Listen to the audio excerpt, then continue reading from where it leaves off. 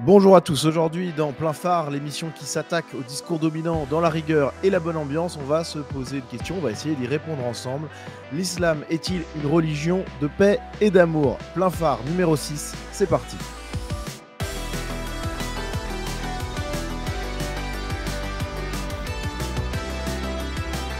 En préambule, je tiens à dire que cette vidéo n'a pas vocation à étudier de manière totalement exhaustive cette question. Évidemment, ça pourrait faire l'objet de nombreux débats. Il y a de nombreux sujets que je vais laisser de côté, volontairement ou involontairement, parce que le but, c'est de se focaliser sur quelques éléments seulement. Alors, le premier des arguments, c'est déjà une observation empirique de l'histoire. Qu'est-ce qui s'est passé? Est-ce que l'islam s'est répandu dans le monde par la paix, par des sermons pacifiques, par des colliers de fleurs, ou bien, peut-être, est-ce que l'islam s'est répandu depuis la péninsule arabique eh bien, au fil des conquêtes militaires? Évidemment, c'est la seconde option qui est la bonne. L'histoire de l'islam, c'est avant tout celle d'une expansion militaire, guerrière, avec de nombreuses colonisations. Je pense évidemment au Maghreb et même à l'Espagne. Et donc, d'ores et déjà, d'emblée, on peut dire que islam et paix, c'est quand même un petit peu contradictoire quand on regarde l'histoire du développement de cette religion. Au-delà du caractère guerrier de l'expansion de cette religion à travers l'espace et le temps, eh bien, on a des éléments très concrets qui ont encore cours aujourd'hui. Je pense d'abord à l'apostasie. L'apostasie, c'est le fait de quitter la religion. En islam, c'est totalement interdit, c'est très sévèrement réprimé. L'apostasie, c'est encore puni de mort dans plusieurs pays musulmans, comme par exemple l'Arabie Saoudite, la Jordanie ou l'Iran, mais pas que l'apostasie soit très sévèrement réprimée, parfois même par la mort, eh bien, ça montre bien qu'on n'est pas face à une religion de paix et d'amour. Et d'ailleurs, sur ce sujet de l'apostasie, eh bien, il est intéressant de noter qu'un pays musulman plutôt progressiste à première vue, comme le Maroc, eh bien, punissait l'apostasie de mort jusqu'en 2017. Autre sujet sur lesquels on n'est pas vraiment sur une religion de paix et d'amour, je veux bien entendu parler du fait que les femmes sont soumises aux hommes dans l'islam. Alors, il y a plein d'exemples de ça, mais je vais me focaliser sur quelques points seulement.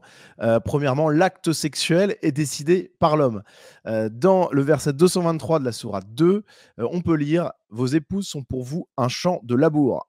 Allez à votre champ comme et quand vous le voulez. Donc, c'est pas excessivement féministe, déjà. On a également le fait que la parole d'une femme vaut moitié moins que celle d'un homme. Dans le verset 282 de la sourate 2, on peut lire: Faites-en témoigner par 2 témoins d'entre vos hommes, et à défaut de 2 hommes, un homme et 2 femmes. Donc, pour arriver à la valeur d'une voix d'homme, il faut 2 femmes. Voilà. Par ailleurs, les femmes sont défavorisées par rapport aux hommes dans les héritages. Verset 11 de la sourate 4: Voici ce qu'Allah vous enjoint au sujet de vos enfants. Au fils, une part équivalente à celle de 2 filles. Enfin, s'il y en a qui n'ont pas encore été convaincus complètement, je pense que ce verset-là clôt le débat. On est sur la sourate 4, verset 34. Les hommes ont autorité sur les femmes en raison des faveurs qu'Allah accorde à ceux-là sur celles-ci. Les femmes vertueuses sont obéissantes à leur mari, et quant à celles dont vous craignez la désobéissance, exhortez-les, éloignez-vous d'elles dans leur lit et frappez-les. Voilà, donc là, je pense que c'est très clair. Il y a plein de débats d'experts islamologues sur la teneur de la punition et du fait de frapper. Est-ce que c'est avec un bâton? Est-ce que c'est avec un main nue? Bon, bref, il y a plein de choses qui sont discutables là-dedans. Mais ce que je viens de vous lire montre qu'on n'est pas sur une religion extrêmement féministe, voilà. Et puis, on n'est certainement pas non plus sur une religion de paix et d'amour. Autre point important qui n'est pas assez évoqué à mes yeux, qui m'avait assez choqué quand j'avais lu le Coran pour mon édification personnelle, comme on dit, eh bien, c'est le fait que les mécréants, c'est-à-dire moi, aux yeux d'un croyant islamique, eh bien, les mécréants sont promis au pire tourment après leur mort. C'est assez saisissant. Les descriptions de l'enfer et de ce qui est réservé aux mécréants dans le Coran, c'est vraiment glaçant. Donc, les mécréants, alors il y a les athées, les associateurs, mais enfin globalement, c'est à peu près la même chose. Donc ils sont attaqués et rabaissés de manière extrêmement violente dans le Coran, et après leur mort, ils sont promis au feu éternel, tandis que les musulmans, eux, évidemment, iront au paradis. Alors vous allez me dire, c'est un petit peu comme l'enfer chez les chrétiens. Heu, Effectivement, il y a beaucoup de ressemblances, mais enfin le degré de virulence et le degré de violence envers les mécréants est quand même largement supérieur dans la religion musulmane que dans la religion chrétienne. En tout cas, moi, en connaissant bien les 2 sujets, ayant comparé les 2, je peux vous dire que c'est quand même très impressionnant, même si c'est vrai que certains passages de la Bible peuvent effectivement aussi être violents. Alors voilà quelques exemples en vrac, il y en a plein d'autres, hein. Par exemple, la sourate 3, versets 10 et 11. Ceux qui ne croient pas, ils seront du combustible pour le feu. Allah est dur en punition. Craignez le feu préparé pour les mécréants. Ça, c'est au verset 131 de cette même sourate 3. Verset 56 de la sourate 4, on a ceux qui ne croient pas à nos versets, nous les brûlerons bientôt dans le feu. Chaque fois que leurs peaux auront été consumées, nous leur donnerons d'autres peaux en échange afin qu'ils goûtent au châtiment. Voilà, donc il y a un châtiment perpétuel extrêmement violent. Versets 50 et 51 de la sourate 8. Si tu voyais lorsque les anges arrachaient les âmes aux mécréants, ils les frappaient sur leur visage et leur derrière en disant goûtez au châtiment du feu. Et enfin, sourate 8, verset 29. Nous avons préparé pour les injustes un feu dont les flammes les cernent, et s'ils implorent à boire, on les abreuvera d'une eau comme du métal fondu, brûlant les visages. Donc il y a une distinction très nette entre croyant et mécréant, et le mécréant est vu comme quelqu'un qui va souffrir énormément après la mort, qui n'est pas digne du paradis, qui n'est pas digne d'être l'égal des croyants. Et forcément que cette distinction très nette, extrêmement violente, elle a un impact sur la manière dont certains, je ne dis pas tous, mais dont une partie des musulmans nous regardent, nous, les mécréants. Et alors justement, ces mécréants, c'est-à-dire nous, je vous rappelle, sont-ils des personnes dont finalement on ne s'occupe pas, ou alors sont-ils des ennemis? Eh bien, les textes religieux sont assez clairs sur la question. Si des alliances ponctuelles sont possibles, eh bien, les mécréants restent des ennemis pour les musulmans. Par exemple, un musulman ne peut pas prier pour un mécréant. On peut le voir dans la sourate 9, verset 113. Il n'appartient pas aux prophètes et aux croyants d'implorer le pardon en faveur des associateurs, fussent-ils des parents, alors qu'il aurait apparu clairement que ce sont les gens de l'enfer. Donc, un musulman, théoriquement, ne peut pas prier pour un mécréant. Quand bien même ce serait son père ou sa mère, il ne peut pas. Et puis certains versets sont d'une violence inouïe contre les mécréants. On peut citer par exemple le verset 190 à 194 de la sourate 2. Tuez-les, donc les mécréants, où que vous les rencontriez, chassez-les d'où ils vous ont chassés. L'association est plus grave que le meurtre. C'est vraiment extraordinairement grave comme accusation, hein. Mais ne les combattez pas près de la mosquée sacrée, ok. S'ils vous y combattent, tuez-les donc, telle est la rétribution des mécréants. S'ils cessent, Allah est certes pardonneur et miséricordieux. Bon, il y a un petit peu, heureusement, il y a un petit peu de paix et d'amour quand même au milieu de tout ça, mais on enchaîne ensuite.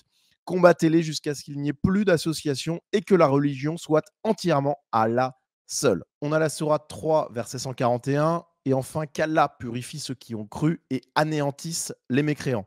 On a la sourate 4, versets 89 à 91.